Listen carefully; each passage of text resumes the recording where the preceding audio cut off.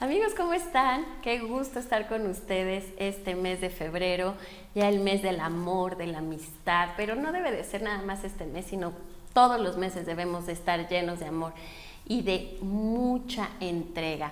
El día de hoy, en nuestro programa de Secretos de Vivir, tengo el honor de compartir hoy este programa con Lolita Rangel. Ella es psicoterapeuta, especialista en niños y adolescentes y especialista en crianza consciente, que luego a los papás nos hace mucha falta, porque nadie nos enseña a ser papás, no hay una universidad, no hay nada, y de repente, pues, a lo largo del tiempo nos vamos dando cuenta que vamos cometiendo errores con nuestros hijos y que nos dan unas buenas sacudidas, mi querida Lolita, pero bienvenida. Muchas gracias, es un gusto estar aquí contigo y gracias por pensar en mí. No, hombre, siempre pensando en mujeres que nos aportan mucho, en mujeres que están muy preparadas en este tema. Y el día de hoy, Lolita, creo que es importante hablar sobre los adolescentes. Tú y yo hemos platicado mucho que a veces no es tanto hablar de los adolescentes, sino de los papás, ¿no? De los papás de los adolescentes. Pero bueno, los adolescentes en este momento presentan ciertas características que se van generando y que se van pegando, dicen hoy ellos, ¿no? Y uno de ellos es la identidad. Fíjate que desde hace meses atrás vemos en las adolescentes y en los adolescentes esta parte de la identidad de género. Oh, sí. Antes, digo, en nuestra profesión, pues era como muy aislado este tema, ¿no? Y ahora lo vemos cada vez más recurrente. Sí, ¿Qué crees tú que esté pasando? Mira, los adolescentes hoy, más que otros tiempos, creo yo, tienen retos mucho más importantes. Hoy, si me permites decirlo así o decírselos así, hoy ser adolescente es más difícil que cuando nosotros lo fuimos. Y hay dos razones para ello. La primera, el avance tecnológico ahora le permite al adolescente estar conectado con otros muchos núcleos de adolescentes que vienen de otros núcleos de crianza, no nada más como de la colonia de enfrente, es del otro lado del mundo. Entonces, se nutren de muchas más experiencias de vida de lo que nosotros fue, ¿sí? Es real, o sea, en mi caso era como, bueno, cómo vive la familia de mi amiguita, con la que voy en la secundaria o con la que voy en la prepa, pero acá es poder conocer hoy en esta actualidad los chicos cómo viven jóvenes, sus propias problemáticas totalmente de la adolescencia, que son de identidad, en otros países bajo otras perspectivas culturales y de crecimiento, que los confunde, ¿sí? Entonces, esa es la primera parte. La globalización no les está haciendo fácil su proceso de identidad. Y segundo, también generado por todos los avances tecnológicos que les permiten más acceso a la información, alguna de calidad, otra no tanto, pero finalmente información. Ellos hoy están, y ellas están expuestos mucho más al tema de conocer acerca de temas, que lo leen y con esta capacidad de análisis que ya se genera en un chico de hoy, de 15, 16, 17 años, lo empiezan a integrar a la conformación de lo que es su identidad, y no únicamente en el tema sexual o en el tema de género, en muchos otros temas. Entonces, esto los mortifica el doble. Claro. Y si a esto le agregamos que los adultos, por un lado, que creo que eso ya está pasando afortunadamente, es como hoy todo lo ven en internet, ay, qué descanso, ya no necesito explicarles. Ajá. Entonces, esa primera parte los deja medio solos. Y la otra parte es que los adultos cada vez estamos, a ratos, tratando de no hacernos viejos. Y estamos perdiéndole el gusto a todo lo que implica envejecer con conciencia, que es poder transmitir mi experiencia de vida. Entonces, hoy los adolescentes tampoco encuentran a veces como mucho apoyo para ir ellos trabajando en su identidad en adultos que sean sus modelos o sus guías. A veces están como ellos. En mi consulta privada es muy triste para mí escuchar a chicas de 17 años que salieron apenadas de un lugar para jóvenes porque llegaron sus papás. Claro. O su papá con una nueva amiga, o su mamá con un nuevo amigo, que digo, eso no está mal, todos tenemos derecho a nuestra vida en pareja y a divertirnos, ¿no? No porque somos adultos no lo hacemos, pero creo que sí perdemos un poco la perspectiva a veces. Entonces yo me pregunto, ¿cómo no van a estar nuestros adolescentes con estos problemas de identidad. Claro. ¿Qué pasa con las niñas en este momento? Y te lo digo porque obviamente en nuestra consulta privada nos llegan más. Estas niñas que hoy para ellas es muy fácil decir, soy bisexual, ¿sí? No soy lesbiana, soy bisexual. Sí. Y lo dicen ya con tanta naturalidad y lo dicen tan seguras de sí mismas que llega ese punto en decir, a ver, ¿ya es general? ¿Sí? ¿Qué está pasando? Creo que habría primero, eso yo lo he aprendido mucho con mis propios hijos, ¿no? Hoy nosotros como adultos, no solamente a nivel profesional como padres, tendríamos que estar un poco más interesados en conocer de qué se trata todo este estudio de género. Claro. Hoy es una responsabilidad de los adultos bajo cualquier versión que nos relacionemos con adolescentes, conocer un poco, porque si no lo que sucede es que o nos asustamos o nos aferramos a nuestros aprendizajes pasados y criticamos nada más y no aportamos. Y entonces favorecemos en los adolescentes dos cosas, o que se rigidicen y se mantengan en su postura y un reto confrontante espantoso que no ayuda a ninguno, ni a los padres ni a los hijos, o un sometimiento que en realidad hacia los adultos es solo aparente. El adolescente puede elegir darle al adulto lo que quiere escuchar, pero se en sí misma y va tomando interiormente sus propias decisiones. Claro. Entonces, ninguno de estos dos polos son saludables en el tema de que un adolescente consolide su identidad. Entonces, en esta parte, sí, es muy importante entender que la cuestión de la identidad de género, la identidad que es el trabajo del periodo adolescente, no es exclusivamente hacia la experiencia sexual. Es decir, si me identifico como hombre o me identifico como mujer, sino todo lo que esto implica más allá. Finalmente, si me identifico como hombre o me identifico como mujer,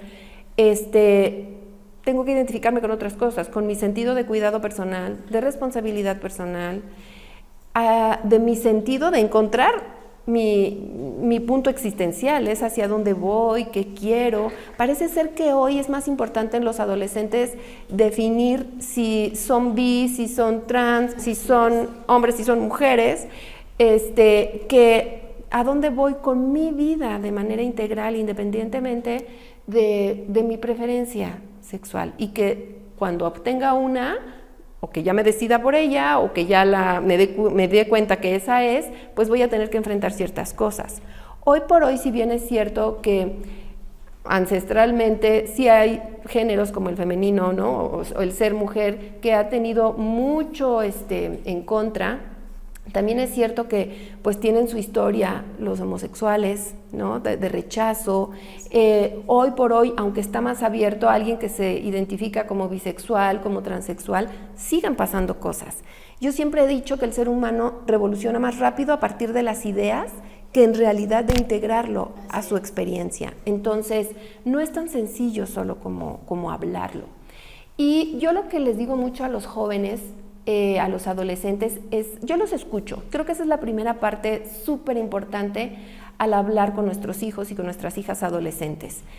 La adolescencia, solo por acotarlo, teóricamente converge entre varias teorías, entre que estamos hablando de chicos y chicas de entre 13 a 21 años aproximadamente. Hay unos más precoces, ¿no? Otros más lentos en terminarla, pero estaríamos hablando de todo momento de la vida de un ser humano. Entonces, si se dan cuenta, no son adolescentes solo en secundaria o en prepa, incluso podemos hablar de los de primero de universidad todavía.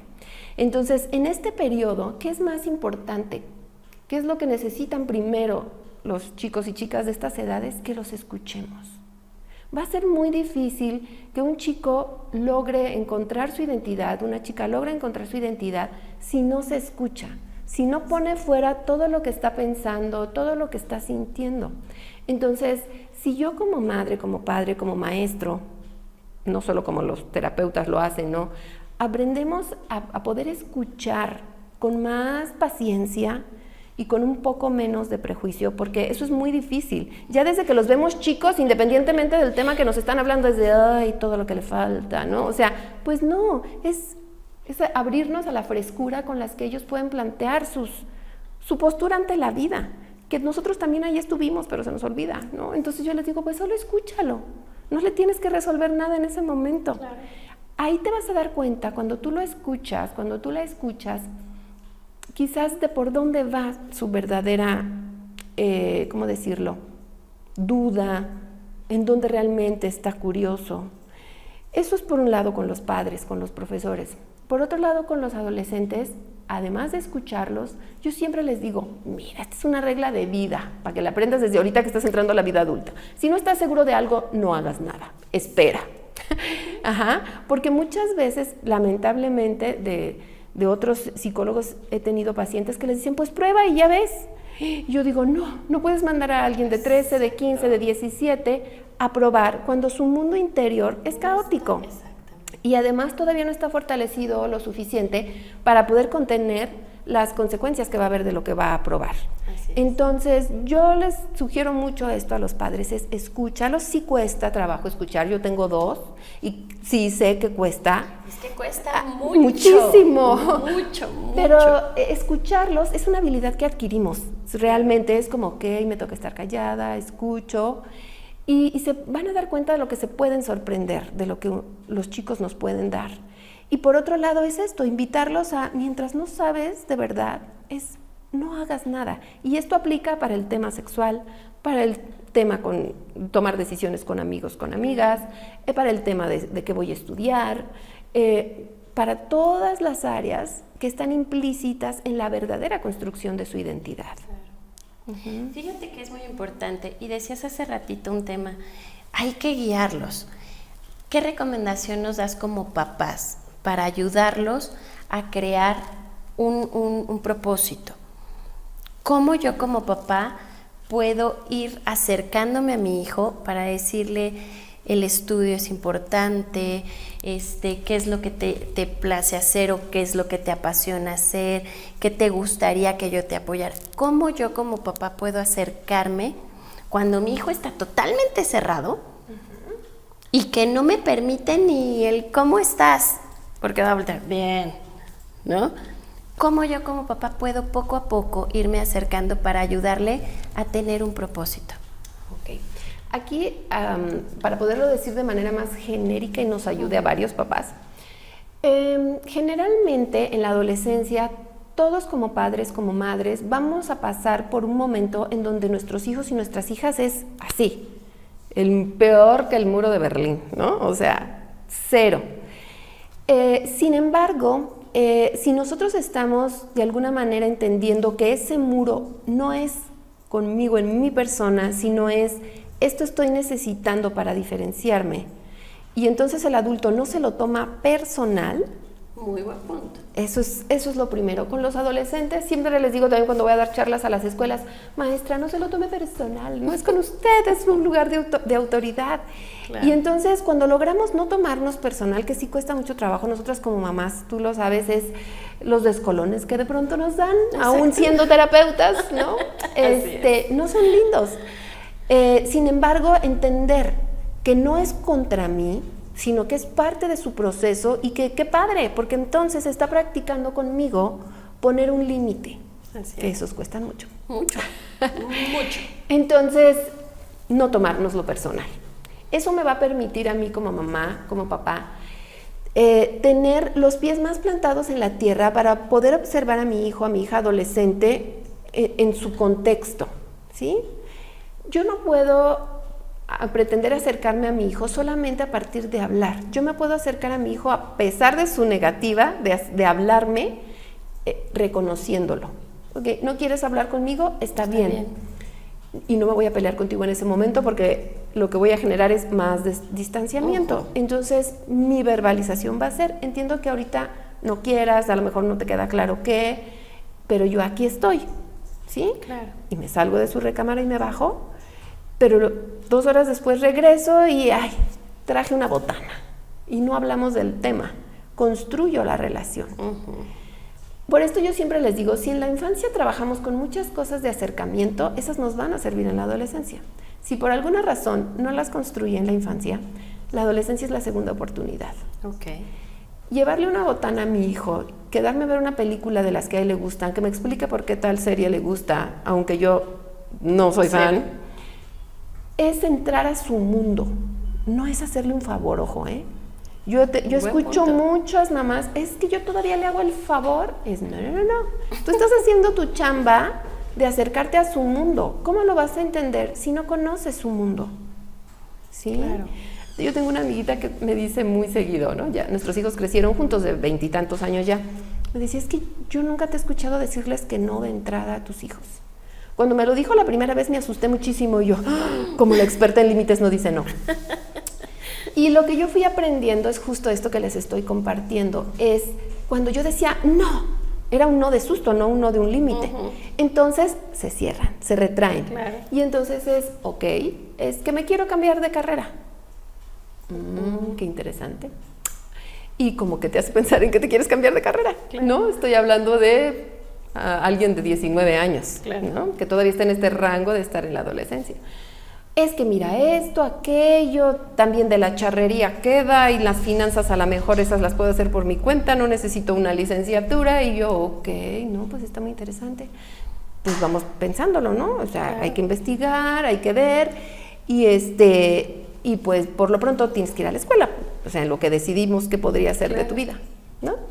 Claro, cuando tú llegas a tu recámara, dices, ¿cómo que quieres irse de charros y está a punto de terminar? Ok, le das su tiempo. Las sorpresas que yo me he llevado con mis hijos es que los dejo una semana con el tema ahí, no lo retomo hasta que yo sepa qué contestar, y después ellos regresan, ya vi y yo creo que no.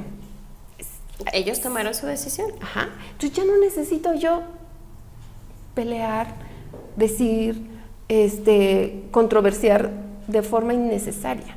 ¿Qué pasa con los papás que no han tenido esta actitud y que lo que han aprendido es todo lo contrario, la imposición? Porque nuestra cultura, yo creo que a la mayoría de todos nosotros nos educaron ante la imposición de lo Así que es. los papás querían y decían. Si yo como papá he venido arrastrando de manera inconsciente eso, ¿cómo puedo ahorita cambiar con mis hijos? Uf, es una pregunta muy linda. Y muy linda porque sí se puede, Claro. ¿sí? Y miren, las cosas, yo vengo de una crianza así, que es como ellos decían. Y cuando nosotros como padres no reflexionamos, ya siendo nosotros los padres, en esta postura de educación, no nos damos cuenta que lo que generamos en nuestros hijos es mucha soledad.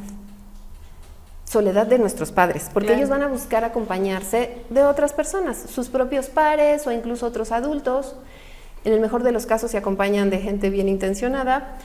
Sus pares no pueden ni ser buenos ni malos intencionados, son jóvenes como ellos, entonces se quedan solos de nosotros. ¿Cómo puedo yo aprender a no ser un padre tan estricto en este sentido, trabajando con mi miedo? Ok. No porque yo ceda ante ciertas batallas significa que entonces mi hijo o ya me ganó, porque además no estamos en una batalla con nuestros hijos. Eso Claro, es lo que no hay también, competencia. no tendríamos que estar así. Y que definitivamente algo que yo creo que enmarca totalmente la crianza consciente es, pierdo el miedo, ok, le voy a bajar 2 rayitas para poder dar la oportunidad a que entre. Claro. Una vez estando mi hijo 2 pasitos, no digo que hasta acá, 2 pasitos, entonces podemos entrar a una zona que también es limitada, y limitada porque así tiene que ser y es saludable, de las famosas negociaciones. Claro. Sí, pero si yo no le bajo tantito, no permito que el otro se acerque y entonces no puedo entrar a esta categoría de negociación. Que de todas maneras, en esta negociación no deberíamos tener miedo porque las bases de qué y qué se negocia son mías, no son de él. Y no son porque no tenga voz y voto, no son porque no sea inteligente, no lo son porque quien tiene esas posibilidades de sí o no son mías. Es decir, a lo mejor él se quiere ir a estudiar a una escuela muy costosa. No le voy a quitar su sueño. Yo siempre les digo, no le quites su sueño. Dile, ok, ¿y cómo piensas hacerlo? Claro. Tienes un promedio, tienes esto, porque mira, el límite que tienes para negociar conmigo es, este es el presupuesto que en esta familia tenemos Claro. para no descompensarnos todos para tu educación. Y a mí me encantaría, si esto te sirve para eso que tú quieres, para esa escuela, Adelante. adelante. El propio chico se da cuenta. Si estamos explicándole esto a alguien de 16 y 17 años que insiste en una prepa, no en una universidad, en una prepa, los propios chicos lo entienden y terminan diciendo, ok, entonces no es un padre rígido, una madre rígida, es un padre y una madre realistas. Claro. Que no detienen tu sueño, pero también te ofrecen la realidad que se tiene. Fíjate que justo eso nos pasó con mi hijo, el de 24 años, que cuando nos dijo, quiero estudiar en tal universidad, dijimos, el papá y yo así de, ¿no? Ve cómo, pero, ¿cómo le vas a hacer? Y de la nada llegó y dijo, pues, ¿qué creen? Que tengo una beca de tanto por ciento, entonces yo creo que lo que tenían ustedes de presupuesto se alcanza y se lo pueden dividir de tal manera. Y lo ya llegó con el estudio financiero hecho. Y entonces como papás que dijimos, bueno, pues claro, él lo resolvió, ¿no? Pero fue desde ahí. Así es. Pero no todos los hijos se prestan. Hay unos más cabezoncitos que otros, diría mi mamá. Exactamente. Cuando yo empiezo entonces a plantear y a controlar mi miedo, mi hijo empieza a cambiar. Totalmente. Hay algo que entre los que estudiamos psicoterapia conocemos, no importa el enfoque que sea, es la parte que fenomenológica le llamamos, o se llama de manera científica. En realidad es el lenguaje no verbal. Exacto. Si mis hijos adolescentes me ven me perciben de manera integral, no solo me escuchan, con menos miedo, algo les pasa. Dicen, mi madre está diferente, ¿no? Lo intuyen y lo necesitan. O sea, un chico de 17 años no sabe qué hacer con su vida. O sea, tiene muchas ideas, tiene mucha información, tiene mucha energía, tiene mucho ímpetu. Pero en realidad, no es esperado que alguien a los 17 años sepa qué quiere hacer. Claro. ¿Sí? Pueden empezar a tener más claros sus gustos, puede tener más claras sus habilidades, y eso es lo que se espera a esa edad. Por eso es que necesitan esta guía de, por aquí puede ser, por aquí puede ser, o por aquí puede ser, que son las 3 opciones que yo ya observé desde mí que me son posibles. Y ojo aquí, no solamente la posibilidad tiene que ver con que yo tenga la capacidad económica o no, tiene que ver con lo que yo emocionalmente también puedo. Claro. ¿Sí? Si definitivamente no puedo, yo siempre les decía, es que no es tu miedo, hijo, es el mío, dame chance, ¿no? Si yo emocionalmente hay algo que no puedo contener, ¿cómo me voy a convertir en un sostén de alguien? Claro. Entonces, parte de los límites que yo pongo en las negociaciones con mis hijos deben incluir no solo lo económico, sino con lo que yo puedo emocionalmente en ese momento de mi vida. Sí estará mi compromiso de trabajar y de revisar cuál es ese miedo, cuál es esa preocupación, cuál es ese pensamiento, esa idea de la vida que yo tengo que no me permite en este momento podértelo poner en esta gama de posibilidades. Incluso va a haber algunos que van a ser inamovibles. Mis valores no me lo permiten, hijo. O sea, tú te quieres dedicar a ser narcotraficante, caray. Ahí sí ya tenemos un gran problema. Un gran problema. Eso no es negociable. Ajá. Ni ahorita que eres adolescente, ni después que seas adulto. Ajá. Claro. Entonces, y lo digo de verdad, no como algo peyorativo. Hay familias que crecen ahí. A mí me ha tocado hoy por hoy trabajar en la actualidad de vida con chicos que vienen de familias que ese es su negocio. Claro. Y los chicos eso quieren ser. Claro, es lo que aprenden. Entonces, es el marco de valores también lo que a mí como madre o como padre me va a permitir, además de mi límite económico o financiero, decirte, podemos negociar con mucho gusto entre esto, esto y esto. Esta es tu bandeja, hoy por hoy. Que empezaríamos a hablar ahí de los límites, desde el amor, ¿no? Que es la crianza con amor. Así es. Si yo como mamá o como papá tengo todos estos vacíos emocionales, porque escuchamos mucho, es que a mí mi mamá nunca me abrazó. A mí mi mamá o mi papá nunca me dijo te quiero, nunca fue cariñoso conmigo. Hoy escuchamos a los adolescentes de necesitan este contacto físico, que aparte por todo lo que decías tú, de los aparatos, de toda esta información a la que tienen acceso, estamos perdiendo, y hasta los adolescentes, la parte física, el contacto físico. Pero lo vemos con mayor frecuencia en chicos que ya tienen problemas de adicciones, ¿no? Y los escuchas hablar en general y es, mi papá nunca me abrazó. Sí, no es un tema, esto en particular del contacto físico, a mí cuando me dicen es que a mí mi mamá nunca me abrazó, ¿y tú estás abrazando a los tuyos? Exactamente. Y la respuesta generalmente es, incluso en niños, no solo en adolescentes, es que no le gusta. Y yo, pues sí, tampoco les gustan las vacunas, pero son necesarias. Exacto. Muy buena comparación. Sí. Entonces, y es en esa parte, en esta metáfora de las vacunas, están los límites. A veces hay cosas que no nos gusta hacer por nuestros hijos en el momento de la crianza, que yo siempre les digo, pensamos en crianza y solo nos vamos a los pequeñitos. Y no, o sea, la crianza se extiende mucho más por las condiciones de la especie humana como tal, y que, como repito, 17, 18, 19 años, por supuesto que podemos ya esperar muchas cosas de ellos, y sobre todo si hemos hecho ciertas cosas en la infancia, pero pues todavía están terminando de consolidarse para salir al mundo y ser totalmente independientes, ¿sí? Hoy por hoy creo que ha sido el momento de vida a nivel mundial en donde a la especie humana más le ha costado que los adolescentes se integren a la vida laboral, que se integren a la vida adulta. Hoy el fenómeno de los hijos adultos viviendo en casa de los padres es el tema. Es el tema. Entonces, y no es que esté mal, hay condiciones, ¿no? Yo sí les digo, si mi hijo de 30 años vive en mi casa, pero él tiene su trabajo, aporta a todos los gastos de lo que es el cohabitar, es responsable, se atiene a las condiciones de convivencia, orden, limpieza, respeto, ¿no? Pues por supuesto que estará padre, ¿no? Y si no tiene trabajo, participar también en lo que se necesita en casa, sí, ¿no? Porque es lo que implica la vida adulta. No es porque la jerarquía de padres con hijos adultos, porque de la adolescencia pues inminentemente irán a la vida adulta, implica que no van a ser responsables. Yo en las pláticas de mi mamá con sus amigas, a veces que son señoras de 80 años, escucho mucho, es pobrecito, es que si no tiene trabajo, pues no. Y no estoy hablando de un adolescente. Claro. El caso particular de este hijito de la amiga de mi mamá tiene 52 años. Claro. Entonces, es complicado. Si no lo trabajamos, estos límites desde la adolescencia van a llegar a la vida adulta con estas complicaciones. Qué maravilla y qué bonito poder como papás hoy escuchar todas estas recomendaciones, Lolita, porque de verdad no las tenemos, las hablamos como amigas y todo, y deberías de hacer esto, pero alguien que tenga la experiencia, pocas veces lo escuchamos.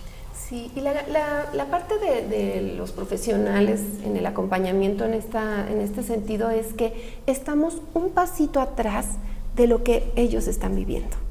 Pedirle a un papá, a una mamá, que no se tome personal que su hijo le cierra la puerta 5 veces al día, es complicado. O sea, los papás, las mamás, somos personas, sentimos feo también, por supuesto. Entonces, el hecho de nosotros como terapeutas estar un pasito, 2 atrás, verdaderamente no nos lo tomamos personal. Y entonces podemos ver otras variables que ellos no pueden estar mirando al momento de estar ejerciendo la crianza con este adolescente, y entonces es cuando nuestra aportación entra. Cuando yo es como mamá, tú lo decías ahorita, no tomármelo personal, pero que de verdad sentimos, ¿qué hago con eso como mamá? Respiro, inhalo, exhalo y lo aviento y me retiro. Sí. Aquí la sillita de pensar que les aplicaban, o que todavía por ahí escucho que se aplica en los kinder, ¿no? Para los niños pequeños, se aplica ahora para los papás. En la adolescencia, quienes respiramos y tomamos nuestro tiempo fuera somos nosotros. Hay una gran ventaja de estar en esta crianza consciente con adolescentes que con niños pequeños. Y es que el adolescente ya su sentido de memoria inmediata ya está más desarrollado, o eso esperaríamos. Si no, tenemos un tema de educación especial y ese es otro programa. Ese es otro tema. Pero no tengo que resolver todo ahí. Eso es algo que de verdad es otra súper herramienta para padres y madres de adolescentes. Para ellos todo es urgencia. La fiesta, el permiso, ir a comprar tal cosa de la tarea, resolver mi vida en este momento y quiero que me des el sí o el no. No. Yo puedo tomarme mi tiempo para manejar la circunstancia que se está presentando con mi adolescente. Pero yo tengo que darme cuenta primero, esto nos está sobrepasando, no vamos a llegar a ningún lugar, va a terminar en que nos faltemos al respeto, me voy a ir a mi recámara, necesito un café y ahorita regreso. El adolescente, y sobre todo ciertos temperamentos de chicos, no, ahorita ya, y pueden perseguirte e ir detrás de ti. En donde tiene que caber la cordura es siempre en el adulto. Y en los límites, ¿no? ¿Sí? El adulto es uno. Así es. Entonces, yo como adulto te dije que ahorita no, Si quieres que se solucione bien para ambos, dame mi tiempo, dame mi espacio, me voy a tomar un cafecito, me tranquilizo y te prometo que voy a regresar contigo y lo vamos a solucionar. Grandes recomendaciones, Lolita. Te agradezco muchísimo. Y nos vamos a ver pronto en el siguiente para poner límites. ¿Te parece? Excelente. Les agradezco mucho el que hayan estado el día de hoy con nosotros en Secretos de Vivir y espérenos porque viene el siguiente programa de Límites con Amor.